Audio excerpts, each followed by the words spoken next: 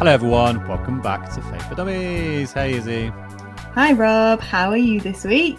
Yeah, I'm alright, thank you. I'm better than alright, I'm good. I'm a little tired, but there we go, I'm good. How are you? As always. Yeah, I'm good. I'm pretty good. It's I don't know, we've had a nice week. It's been really sunny down here, so it's been a good that's week. Nice. Good. Do you have any dummy moments for us? Yes, I do have a dummy moment, which is linked to the sun, because we had a church day out recently, and it was the first time I'd seen the sun in a while. And if you don't know me, I'm very, very pale, and I have very sunburnt shoulders now. So every time somebody has put their arm around me in the past couple of days, I've been wincing. Ouch. Do you have any after sun? I do, yes. Have you used it? I have. Every year. It happens on the first sunny day every single year. Good. Did you know sun creams have a life expectancy? I do, yeah. You're not meant to use them the next year. Yeah, well, some say 12 months on the back, and some say 24 months. And so I was like, oh, now I have a kid, I have to be responsible and find out about that sort of stuff. Anyway, yeah. Yeah, thankfully I'm not responsible for anybody else's sun cream. Yeah, absolutely. Anyway, so Izzy, what question are we answering this week? So this week we are answering the question, what is so great about summer camps? So I'm going to go to you, Rob, to get us started. What would you say to that question? What is so great about summer camps? Summer camps are so good. I have been on a summer camp every year since 2006. I'm that old. And I was making a list of all the funny and good things, and I did it, and I was like, I've got far too many for an episode. Anyway, here's a quick for you. One time I was sleeping in a tent, and my friend, who later went on to be my best man, crept out of his tent, slept in hours all night, and then crept back into his in the morning. My other friend and I woke up in the morning, had no idea, and neither did the leaders. I once then tried to ask my friend. The girls were all talking about who they fancy. I was like, so, friend, who do you fancy? And he said, nah, no one, don't fancy anyone. I was like, okay. That was a good chat, wasn't it? A few months later, he was dating a girl, and then he married her and has had 4 kids with her. So I was like, oh, well, I think you lied to me then, but there we go. Absolutely. One time I was part of a football team, and we weren't very good. Every time that we're losing by a goal, we had the whole church youth group chanting. So when it was 1-0, we're losing 1-0, we go, we're going to win 2-1. And then we'd be losing 2-0. And we're going to win 3-2. And then we'd be losing, I think it got to about 5-0. We're like, we're going to win 6-5. It ended 5-0. It was a humbling experience. Nice. As a leader, I tend to do lots of highlight videos for summer camps. So I've done one recently where, the song goes, I just came to say hello. That one. I do. Got lots of people to say the word hello and put that into the song. I've been on camps where we've done crazy wide games, crazy challenges, slip and slide. One of my fellow leaders one time took my hat off me, left it in a kitchen where it then got burnt through the sun, through the window. And she never apologised, and I've never forgiven her. So there you go. We've got at summer camp a leader whose name is a shop. So there was a song about this person whose name is a shop. Another camp that I went to, every time we had crumble, we would sing the crumble song. Yeah, like we go home and you tell your mum about it, and she'd be like, "What on earth are you on about the crumble song?" And then you'd sing it, and she'd be like, "Oh, that's like a famous hymn or something that you've just changed the words to talking about what a good crumble it is." Nice. Anyway, one year, I'm not sure if I should be saying this on air, but one year I did not shower all week, and I got past it by going swimming every day. Gross.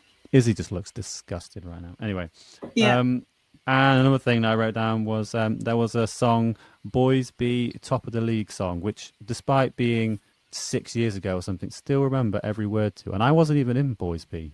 There you go. I've got more for later, which I'll tell you about. But there you go.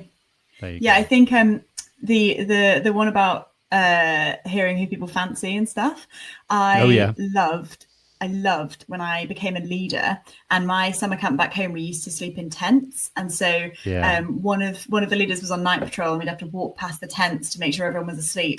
And they couldn't hear you because you were walking on grass. And so you just walk past the girls' tents, and you could just hear them being like, "Oh, I fancy this boy because da-da-da-da, and I fancy this boy." And then the next day you just casually slip his name into conversation, and they'd be like, "How do you know?" And you'd be like, "Oh, I can just see it in your eyes." Don't tell everyone our secrets that we have, though. Absolutely. Well, And yeah. I mean, I'm not on that camp anymore. You can't really do it at the one we go to, so it's fine. We also used to do, and we do this at the summer camp that we lead at, but we used to do a massive slip and slide every summer, like fairy liquid and a hose down some like tarpaulin down a hill. That was brilliant. One year we had like a big festival at summer camp. That was really fun. In my summer camp growing up, the girls late at night would be talking about who they fancy or what they were going to wear the next day, like very typical girl conversation. And the boys would just be like farting or like doing stupid pranks on each other. And so one of the boys' pranks that they thought was hilarious was to put a brick inside their friend's pillow. So when he laid his head down, he would like clunk his head on a brick, which I don't see the humor in it, but I'm not a teenage boy. So there you go. I suppose me laughing kind of, echoes that anyway.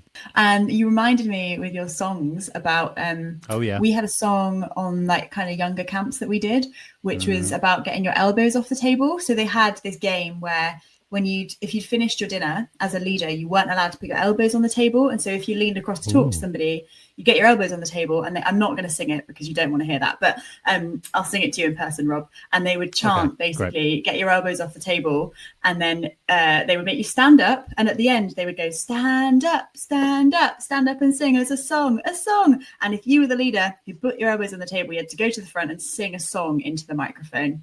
These sound great. Why aren't we doing this at the camp that we serve? We need to introduce it. I think, you know what, personally, I think we should bring the crumble song back as well. So okay, well, let's try and introduce that this year, shall we?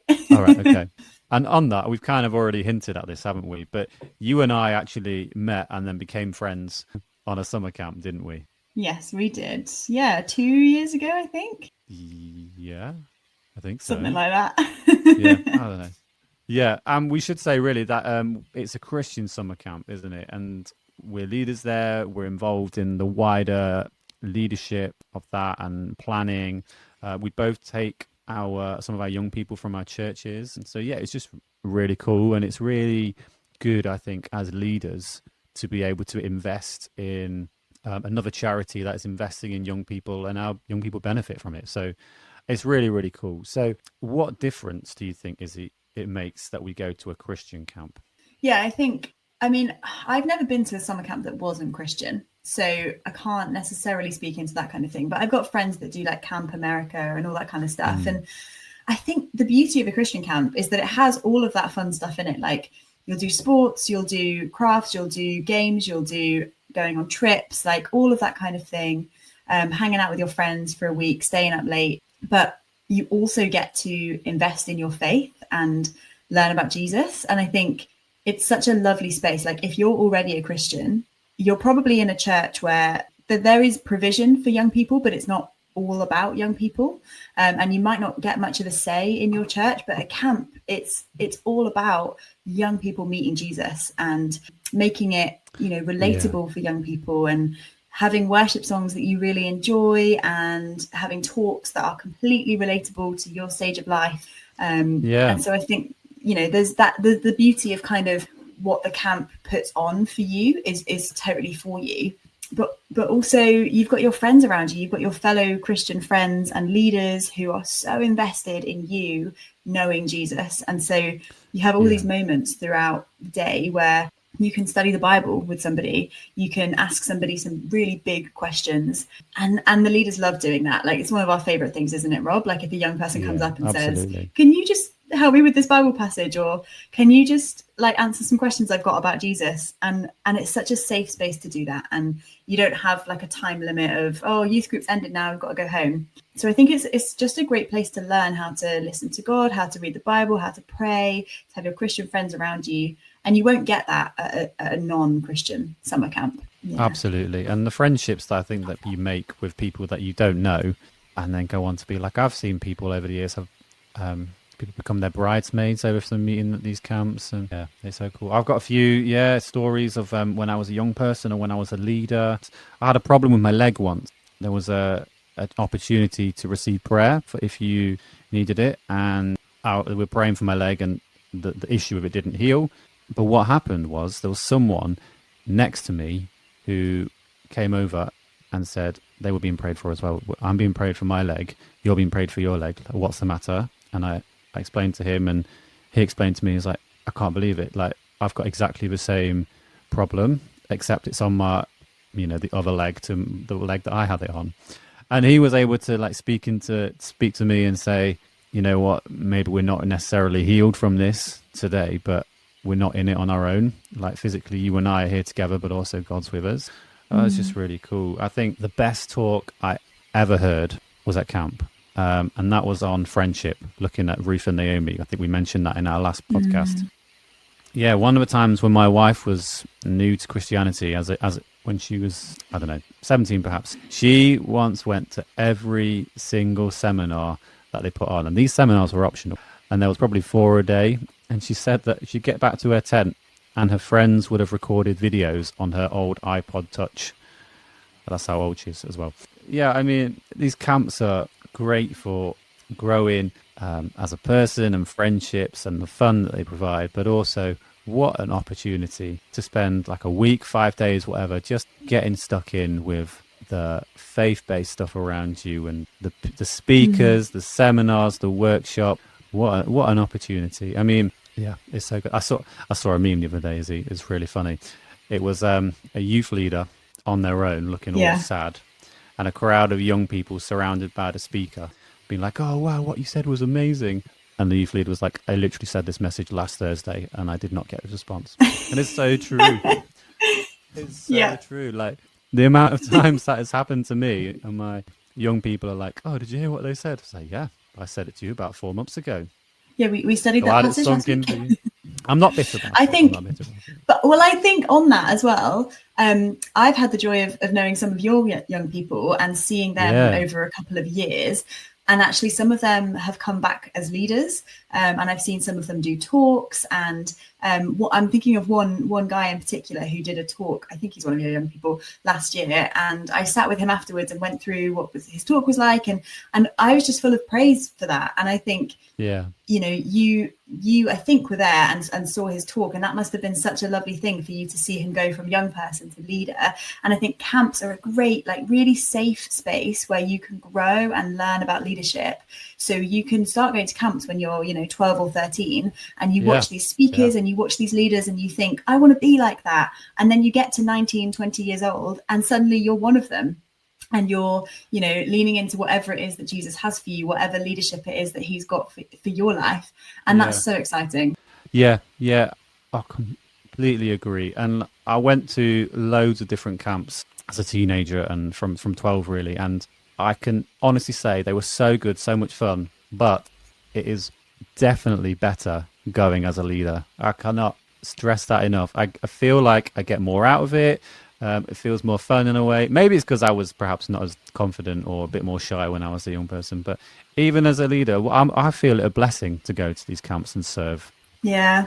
Do you have one particular, really favourite memory about camp, either as a leader or as a young person? Yeah, I've got a couple, really.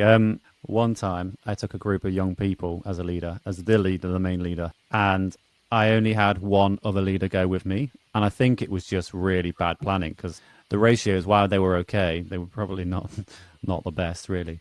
And the plan was always to go with I think she was my fiance or maybe a girlfriend by then, and camp next to her so she could kind of be the female leader present in our camp. But her other leaders were in charge of placing the tents, and they placed us the opposite end of the field. So she was not camped next to us, and we were like, uh-oh. And also, we hadn't even got someone as a cook, so me and this other leader split the cooking. Yeah, just bad planning, I think. But perhaps maybe more of a sentimental one. I think the camp that we go to now attracts a lot of people, not everyone, but a lot of people back to the same one. And I think it's such a blessing to see young people from my church and young people that have been to that camp before come back as leaders and see the confidence in them grow and what that provides, really. And seeing one of our overall leaders for the camp that we go to was a member when I first went years ago, and that's just really, really cool. Yeah, that's great. So we thought we would chat to someone who we know from the Christian camp that we lead at. So we've talked about it a little bit. It's called Danehill Ventures. That's where we go every summer and New Year and October and loads of times.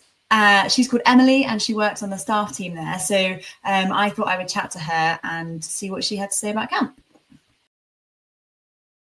Emily, welcome to Faith for Dummies. Thanks so much for joining us today. I just had a couple of quick fire questions for you about the camp that we lead on. Is that okay?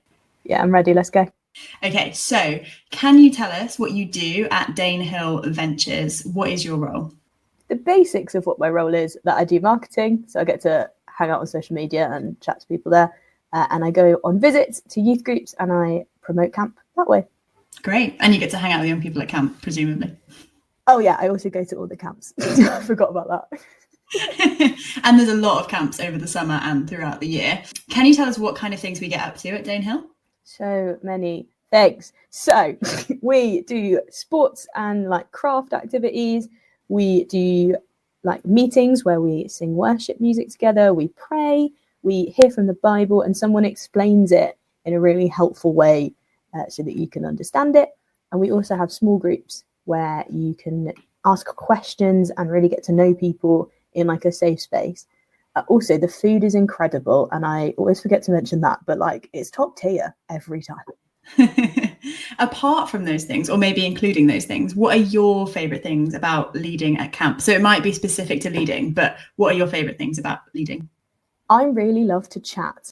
Izzie knows this. I'm a chatty person. I love talking. So my favourite thing to do is talk to people and get to know people and hang out and just chat about life. And one of the great things about going so consistently as a leader is that you can like see the same young people again and again. And like it might have been a year and that's okay because you can just pick up where you were and you can hear what's happened in their life up until that point and how God has been impacting them. And it's just a really cool progressive thing where I just get to chat a lot. Great. I love that. And the food, of course. Always the food. On the food top tier. Absolutely. I think there's also joy in like just having the space to worship, right? And to listen, especially if you are an adult and you're leading and you're in a busy life, or maybe you've been stressed with school all year as a teenager. And then you just get this whole week of camp where you just get to worship and get to know Jesus, right? So true. So good. I also just get to do lots of things I don't normally get to do. Like I get to like mix a band, which is not a normal thing for me, but a fun thing to do, which I love also teaching other people how to do. So I can do that. Yeah, absolutely. A great place for learning and teaching and gaining new skills and all that kind of thing. So I'm hoping this podcast is going out a few weeks before the camps start. I'm pretty sure it's going out in July, so I think we're good. And there are probably still some spaces left for kids or teenagers to sign up. If someone is thinking about signing up, maybe their friends are going, or maybe they've just stumbled across the website, but they're not quite sure if it'll be worth it, what would you say to them? It's 100% worth it. It's so much fun. Also, you get to meet young people that are your own age from like around the country, because sometimes when you're especially a teenager as a Christian, you can feel quite isolated and on your own. Maybe you're in a youth group, but then when you're at school, you don't have that many Christian friends. You can feel quite lonely, or you might be the only person your age in your youth group. That's a very common thing across like the country. But you come to camp and you meet loads of young people that are your age, and they have lots of different ideas to you, and you can share and you can chat about that. And then because we're in the age of being able to chat to whoever, wherever, we can you can go home and talk to these people all the time and support each other. And that's just such a cool and like precious thing. So many people come to camp on their own or with a youth group where no one else is their age, and they leave with friends that genuinely, I know leaders who have went to the camps when they were kids and now they're in like their 50s and they still have friends they made there. And that was before you could text anybody all the time. So it's such a cool place to like hang out with people, and you can just be yourself, because if you come and no one knows you, come and be yourself because no one will know. But like also if you just want to chat about stuff or have questions, it's just a really easy place where you're like, oh, I suddenly have this question that I want to ask someone. There's always someone around to ask. It's not like I have to remember and wait for ages. And it's just such a cool thing. Great. Thank you so much. Thank you so much. So if you want to sign up to go to Danehill this summer, I think the website is Danehill Ventures, if you Google that. .co.uk. .co.uk. Forgot that bit. Absolutely. So head over there and find out. But thank you so much, Emily. Bye. Bye. Cool. Thank you, Emily. That was so great to hear about Danehill. Yep, we are so excited to be leading again this summer. So if you're a teenager and you want to do something fun with your summer and get the chance to find out more about Jesus and hang out with some Christians, why not have a look at the Danehill Ventures website? We'll put it in the bio of this episode, or find a Christian camp near you and just go along. You never know what might happen, what friends you might make there. Yeah, absolutely. And I think as much as we've really enjoyed talking about camp and Emily being here and telling us everything, the big kind of myth I think that some people believe perhaps about camp is God turns up at camp and he doesn't turn up anywhere else, or perhaps God is more present at summer camp rather than at home or when I'm at school. And I just want to tell you that is not true. God is the same yesterday, today, forever. He's the same if you're in bed, if you're at summer camp, if you're in the middle of a really hard exam. Yeah, and I promise you that is true. And God loves you absolutely the same amount all the time. And I think the reason perhaps why this misconception happens is because our attitude and our timetable is dedicated so much to spending time with God, to learning about him, worship and prayer and everything. I think that might have a part of why we perhaps think that. And I think that summer camp can be special, and it is special. And for me, it was one of the places which helped me kind of think, I see these other leaders and this passion that they have, and I want some of that. And what's that like in everyday life? Yeah, absolutely. And I think sometimes we need a chance as well to talk about difficult stuff too. So not just to have fun in our Christian lives, but to talk about difficult stuff. And camp can be a great place for that. I think one of the first camps I ever went on, I met a guy who became my boyfriend, which was great and exciting and really fun. But the next year, or 2 years later, I think, we had broken up and it had been really difficult and painful. And I remember my leader of that week of camp gave me some incredible advice about walking. It was like one of the first difficult things that I'd come across since I'd become a Christian, and she just gave me some amazing advice about walking with God through that, and how God, wasn't there to just give me good things and answer all of my things that I wanted in life, but he wanted to walk with me through the difficult stuff as well. It's helpful to know that as a Christian, you're going to have those fun times, but you're also probably going to go through difficult stuff. And the people that you meet at camp, the leaders you have, the friends you make, will be the people who will walk through those things with you. So next week on the podcast, we are going to talk to somebody that we both know from summer camps. And she talks a bit about summer camps and how much she's enjoyed them. But she's also going to answer quite a difficult question. Rob, what is that question? Yeah, I tell you, I did the interview with her, and it was just really kind of a privilege for me, I think, to be part of that. But the question is, how do I deal with loss? Great. We cover the whole scope of things on this podcast, don't we? From summer camps to dealing with loss. Yeah, absolutely. But spoiler alert, it's a great interview. You're going to love it. It really is. Yeah. Great. Well, we will see you next week then, Rob. Brilliant. Bye, Izzie. Bye, everyone. See you next week.